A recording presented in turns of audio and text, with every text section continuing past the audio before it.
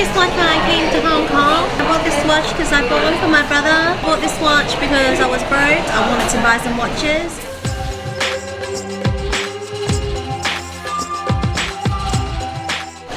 I'm gonna have the pad see ew, Thai noodles with pork, and you should get the minced pork with tofu and vermicelli.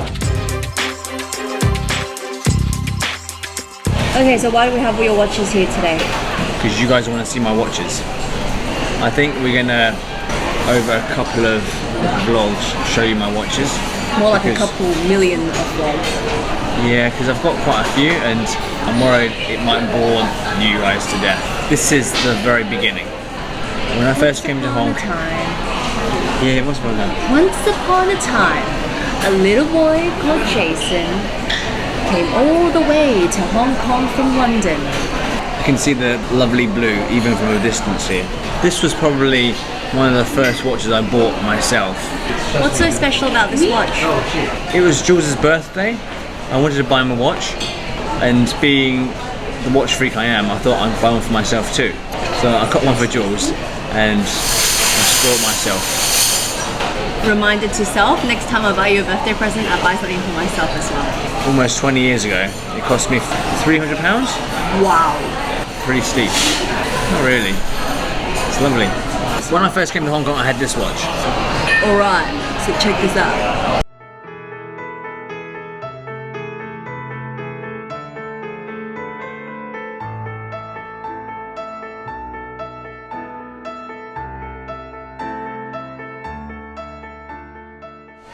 This is also 20 years old.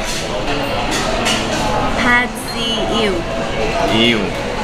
It's yum. It smells delicious. But the first watch I ever had that was any good, it was a little square rectangular Casio. And the reason why we have this white one is because of Aaron Kwok.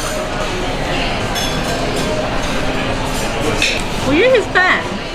I think it was my 21st birthday. I can't remember what was the occasion, but Aaron Kwok got given, or his manager bought him a white Casio G-Shock. We thought it'd be cool. Jules did, my watch buddy. And he thought it'd be cool to get me a white G-Shock on my birthday. Like Aaron Kwok? Totally. I'm just like Aaron. Cool like Aaron.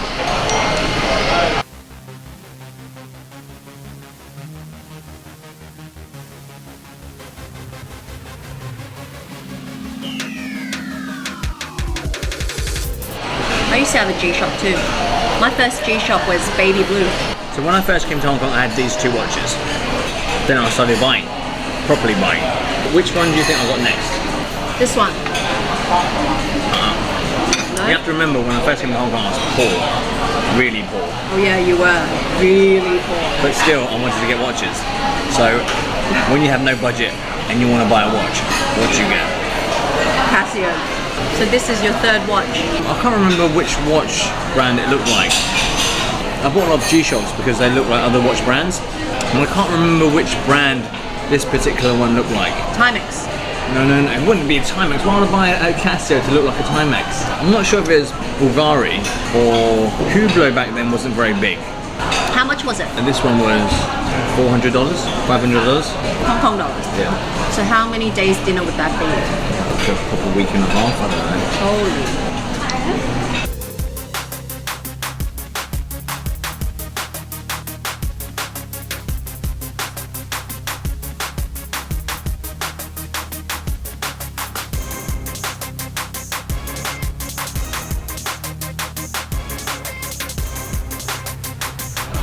The next one is this one.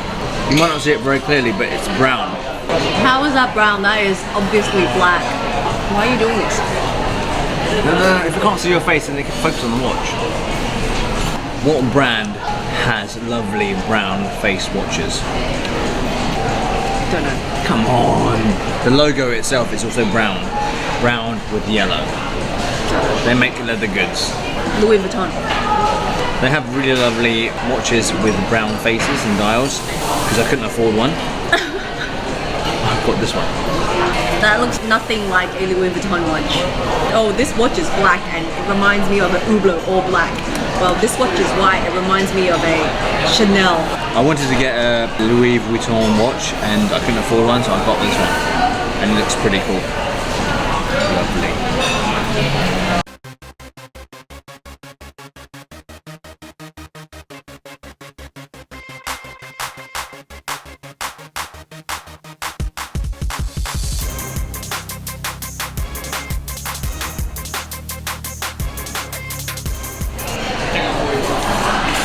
That's the sauce to go on top.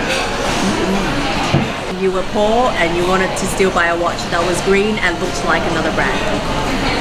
Because it's green. I like green. It's his favorite color.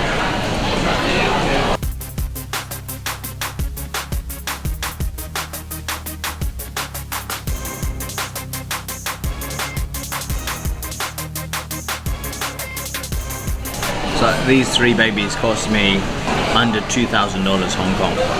When you said that this was your last G-Shock, is it your last ever or just last in this vlog? Ever. Ever. So you're not going to buy G-Shock for our kids? Not for me. You're only getting G-Shocks from now on. I don't think so. Part 2 of my collection, it gets crazier. So after, because I was still wearing this Paul Smith alongside all my other plastic watches, I thought I'd go and find some Paul Smith watches because they're kind of pretty. I think this was the next one I bought. I looked on the internet for ages and ages, and I think I bought this one from Japan, I think. And it cost me, I think, £300. I like this one because It's green. also because the bracelet's really pretty and the dial's really pretty, but it's a bit naff.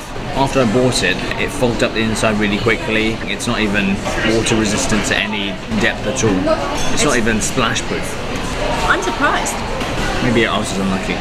I wanted it for ages, and then when I had it, it wasn't that great. So the lesson to be learned is, take it easy, man.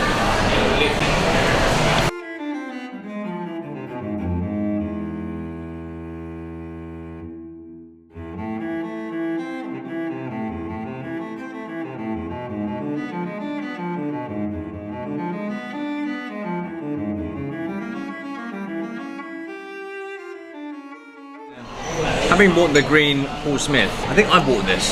If I didn't buy it, maybe Gerald bought it for me. I have a knack of buying the same brand again and again and again until it gets really tiresome. This third Paul Smith is a great example of what I do is, I find something I like and I buy it, the same brand, the same style, the same shirt in different colours, and that's what I do. You can even eat the same thing every day. Live with the same woman every day for the rest of my life. Oh, you poor thing. It's okay. Of all the Paul Smiths, was the cheapest. I think it was about 200 quid. Was it on sale? It was from the sale shop.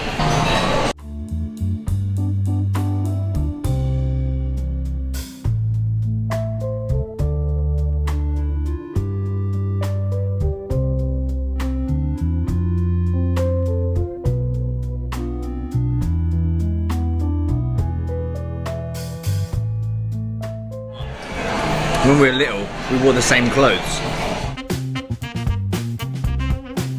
You know, we don't even look alike, we're not the same size, but Mum and Dad thought it would be cute if all the guys wore the same outfit. As early as I can remember, Jules and me and Gerald had the same stuff. Shoes, tracksuits, and even watches. Whenever I bought something, it was only natural to go and buy Jules or buy Gerald something similar. And That's so nice of you. this one, the final watch in part 1 of my watch collection. I can't remember if Joel bought it, or if I bought it for Joel. This one is orange, it's mine. I think Gerald bought it for you for Christmas. And there was a green one. And the green one is Gerald's or Julian's. I don't know. It was confusing. I think you got this from Gerald for Christmas and your mum brought it to Hong Kong. Really. If I didn't buy it, I wouldn't know the price anyway. But I'm guessing this costs about £150.